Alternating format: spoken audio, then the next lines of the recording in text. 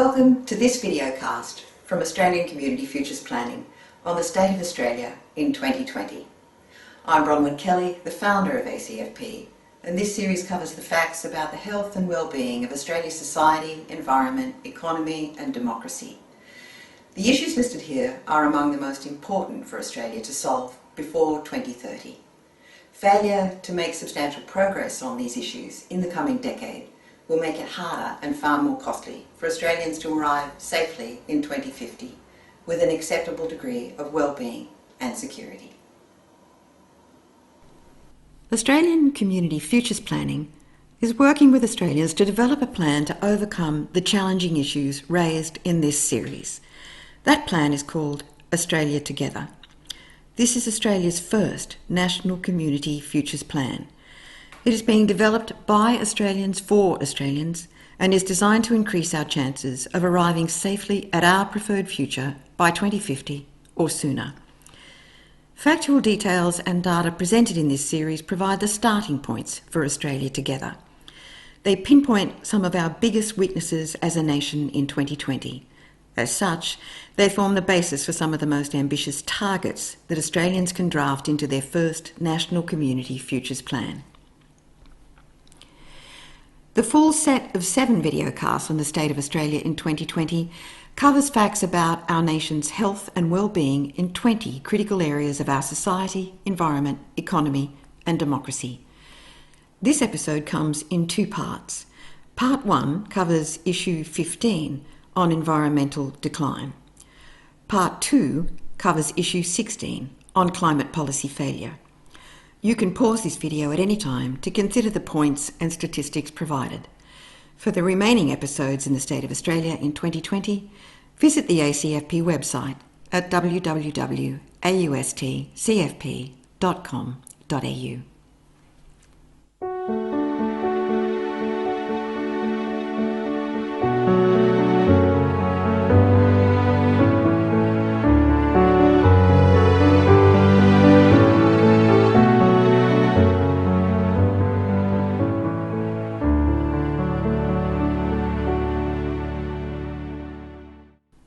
Degradation of Australia's magnificent natural environment has accelerated dramatically since the arrival of Europeans in Australia.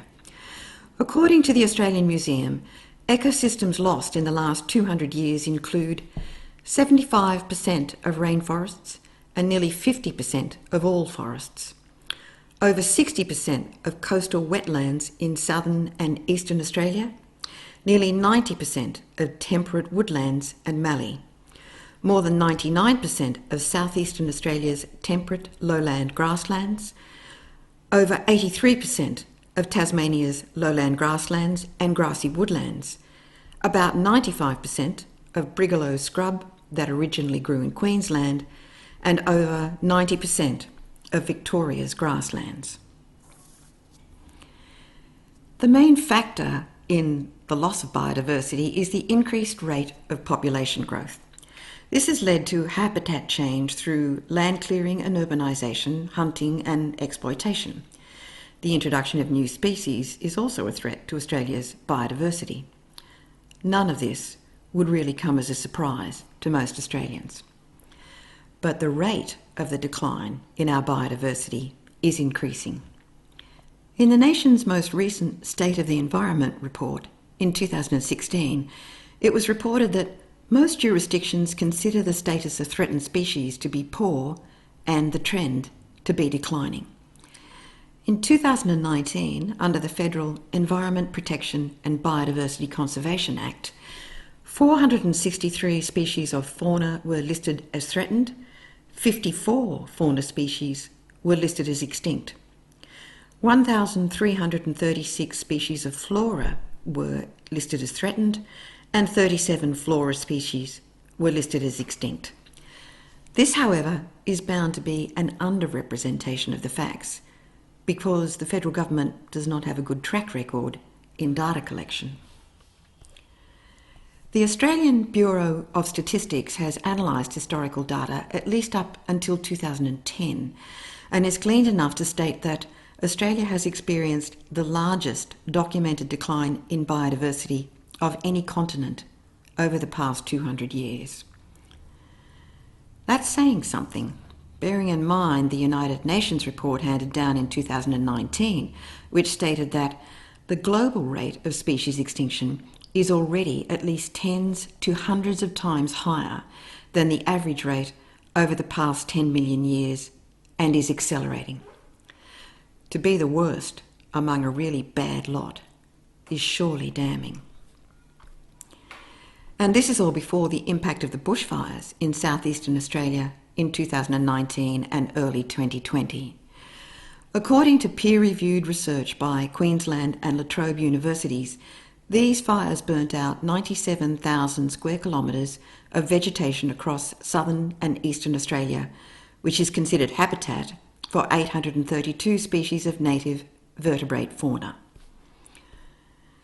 70 animal types had more than 30% of their habitat impacted. 21 of these were already listed as threatened with extinction. The research team also found 49 species not currently listed as threatened should be considered for listing under the National Environment Protection Laws. The fact that performance in biodiversity protection doesn't really come much worse than Australia's might be bearable were it not for the fact that our state and federal policy responses show no signs of attempts to retrieve the situation. Despite the growth in numbers of listed endangered species, at least 3 state governments, Queensland, New South Wales and Victoria, have presided over continued land clearing and forest logging, which has significantly impacted ecological communities. In New South Wales alone, where the state government introduced new legislation in 2016, ostensibly to arrest and ultimately reverse the decline in the state's biodiversity, specifically by slowing the rate of land clearing has instead accelerated. The idea of the New South Wales legislation, the Biodiversity Conservation Act, was to control ecosystem loss from land clearing by making landowners seek to clear and simultaneously set aside land for conservation. However, in only 2 years, the area of land cleared under the Act exceeded the area set aside for conservation by a factor of 10. Approvals were granted to clear an area the size of the entire Australian Capital Territory, or 700 times the size of the Sydney CBD, just in this 2-year period. This land stripping occurred at full speed at the same time as responsible key business leaders and the CSIRO were pointing out that there is potential for significant improvements in GDP to arise from increasing native forestry cover and restoring degraded ecosystems. The state government's failure to meet the objectives of its own legislation was excoriated by the New South Wales Auditor-General in a performance audit of management of native vegetation in 2019. At the federal level, the performance is woeful. In 2020, the Australian National Audit Office released an audit report on the federal government's management of approvals of controlled activities under the Environment Protection and Biodiversity Conservation Act 1999. The report was scathing in its findings on the use of an offset system for controlling the impact of development on biodiversity. This is similar to the New South Wales system of setting aside land for conservation in exchange for development approvals. These offsets and set-asides are highly controversial, partly because they don't guarantee replacement habitat for threatened species or ecosystems. They just guarantee that another area will not also be developed. Naturally, this doesn't work, and government administrators are simply giving approvals for destruction on a grand scale, and then they are not even gathering data to monitor impacts or compliance. The result is sheer devastation.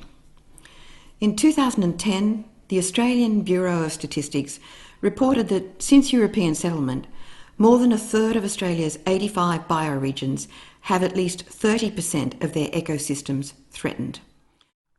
Within extensively developed coastal areas and the Murray-Darling Basin, this figure is more than 50%. At this time, however, in 2010, it looked as if threatened ecological communities were confined to the southeastern area of Australia. No threatened communities were being recorded in the vast majority of the western side of the country. But by 2016, the effect of threats to which we had been subjecting ecological communities had to be acknowledged as intense. Whole parts of Western Australia registered significant areas where species were endangered. What was mapped as a small or even non-existent problem in Western Australia in 2010 became an obvious big one in 2016, although in this case the destruction was caused not so much by land clearing for agriculture as it was for mining. And the endangered areas of Eastern Australia simply got worse. At the same time, irresponsible approvals and activities in coal mining and export in Queensland aggravated the damage already arising for the Great Barrier Reef due to climate change. By 2018, it was impossible to judge the political response as anything other than culpable. As Guardian Australia reported in May 2019, the lack of political engagement on these issues is staggering. In February 2018, it was revealed that less than 40% of Australia's nationally listed threatened species have recovery plans in place. And for the 10% of listed threatened species that require plans, supporting documentation was unfinished according to the Environment and Energy Department's own data. There hasn't been any critical habitat listed on the Federal Critical Habitat Register for threatened species since 2005, and the Coalition has been accused of spending $255 million in threatened species funding on unrelated projects. Then, in March, the Federal Environment Department was forced to admit that it didn't know whether recovery plans to prevent extinctions are actually being implemented. What a mess. Australians are given little opportunity for insight into this, and even less opportunity for insight into the entirely unnecessary impact on their economy. The policy response by various state and federal governments over the past decade has assumed that for the economy to thrive, environmental approvals must be made easier, a new thing called green tape must be removed, and biodiversity must be disregarded. Perhaps the worst example of excesses in this attitude came from the New South Wales government, the government with the biggest share of responsibility for custodianship of the nation's breadbasket, the Murray-Darling Basin. This government produced a 20-year economic vision for regional New South Wales in 2018, but failed entirely to mention the need for environmental sustainability as an enabler of economic development. It didn't mention the natural environment at all in a regional economic development plan. But contrary to the delusion that regional economic development does not depend on the environment, the reality is that biodiversity conservation and environmental renewal are now the biggest enablers of economic growth. If a carbon price were to be reintroduced, it would be possible for those Australians working on the land to make far more money from planting a tree than they can from cutting one down. And Australia as a nation could make far more money from leaving coal and gas in the ground than from digging them up. That wouldn't suit the fossil fuel industry, but it would suit the nation financially. Excellent prices can already be commanded in international markets for credits traded for any carbon we might store instead of release to the atmosphere. And these prices will improve at least for the decades out to 2050. But for as long as we refuse to put a price on carbon, we will simply miss out on the income from this market, and we will continue to deplete the resource renewal potential that our extraordinarily wide biodiversity provides for us. As one of our foremost economists in this area, Professor Ross Garnaut, has already pointed out, the Australian emissions trading scheme was due to be integrated into the European one from 1 July 2014. This, of course, was before the coalition government under Tony Abbott destroyed the carbon price that had been introduced by the Labor government in 2011. But those arrangements went into hibernation with Australian carbon pricing. If something like them were brought back to life, we could now expect Australia to be a rapidly expanding exporter of goods embodying renewable energy, and to be engaged in close discussion of adjustment in rules to allow large-scale trade in legitimate carbon credits from the land sector. We can make a significant start on developing an important carbon farming industry through domestic markets, and go further when policy change allows large-scale international trade in carbon credits. But the sad fact in 2020 is that we can't do this, because we no longer place a price on carbon. We have pulled ourselves out of this incredibly lucrative opportunity. To take full advantage of that opportunity once again, we need to make the right choice between two diametrically opposed paths to the future. We can choose simply to put the trees back on the land that we know is not well suited to agriculture, re-establish ecological communities, and watch our natural environment make money for us simply by thriving, simply by storing carbon naturally and selling the product of carbon farming, which is carbon credits. Or we can choose to continue ripping our land to pieces, we can keep extinguishing biodiversity, and we can watch the economy and our natural resources spiral into decline together. Australians need to pick one of these, and obviously the red one won't lead us to prosperity. There is no middle option or workable compromise between the two. We went past the point where natural resource renewal could keep up with our consumption and abuse of the natural environment some time ago. The smarter operators in big business in Australia know this, as they have displayed in the Australian National Outlook 2019. And in 2020, an independent review of the Federal Environment Protection and Biodiversity Conservation Act, the act which has attempted a compromise between these two choices, has found the compromise strategy of offsets and set-asides to be well past its use-by date.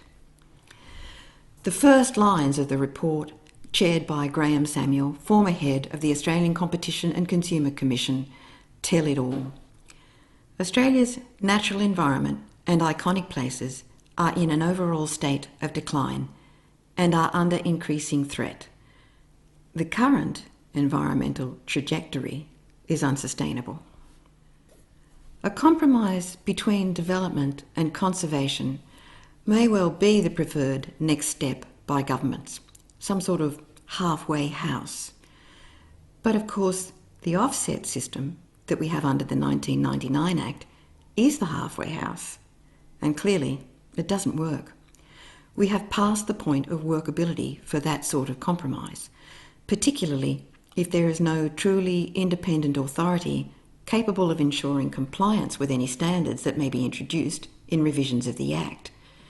It may be that the federal government will try to reframe the halfway house in any future revisions of the Act and offload culpability for future decisions to the states, in order to allow development to continue with as few restraints as possible and as little backlash to the federal government as possible. It is unlikely that they will let go of the idea of getting rid of green tape. But the national interest, and this means the national economic interest, will not be well served by a continued sacrifice of biodiversity. That being so, it would be timely for Australians to rally to the cause of their environment and call for new economic arrangements that logically should include a carbon price and a strong turn towards land and biodiversity renewal. Australia is one of the 10 most biodiverse countries on the planet. The breadth of diversity is what maintains our agricultural yields at high levels. It may be argued that modern technology and science are the source of Australia's high crop and livestock yields. But of course, ecosystem collapse will overwhelm the achievements of technology and science. The sooner we envision a partnership with nature, the more likely we are to maintain an edge in international markets for our agriculture. It is Australia's very great good fortune that we don't have to sacrifice our environment to save our economy. On the contrary, we can only save our economy by saving our environment.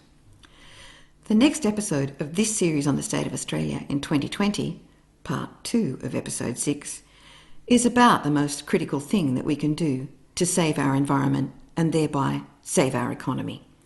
Namely, it is about how to establish an overarching policy framework for dealing with climate change. This policy change is not just about establishing renewables as the basis for our new economy. It is about finding a basis upon which Australia can step up and take a position of global leadership in the only instrument that the world has for carbon emissions reduction, the Paris Agreement. Responsible businesses can and are driving Australia towards renewables, and despite the incredible reluctance of our federal government, they're likely to succeed eventually, probably before 2030.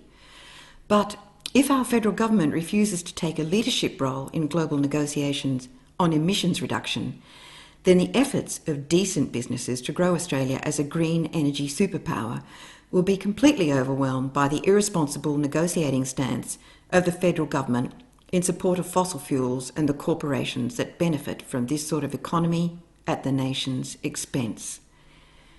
The next episode is about how to turn that around. It is about how we may build a viable strategy for use in global negotiations on climate change, a strategy that will save our economy. If adopted, this strategy would help Australia to transform its whole economy inside the next 10 to 15 years with nothing but benefit to Australians. Australians wishing to travel towards a brighter economic future can increase their chances of arriving there by melding these and other economic strategies for our society, environment and democracy into a coherent plan that will help us build the new economy we need more quickly than we otherwise could. Australia Together is being developed by Australians to ensure we can integrate our efforts along multiple lines and travel efficiently to that brighter future. You can become involved in developing Australia Together by visiting the ACFP website at www.austcfp.com.au and registering for updates.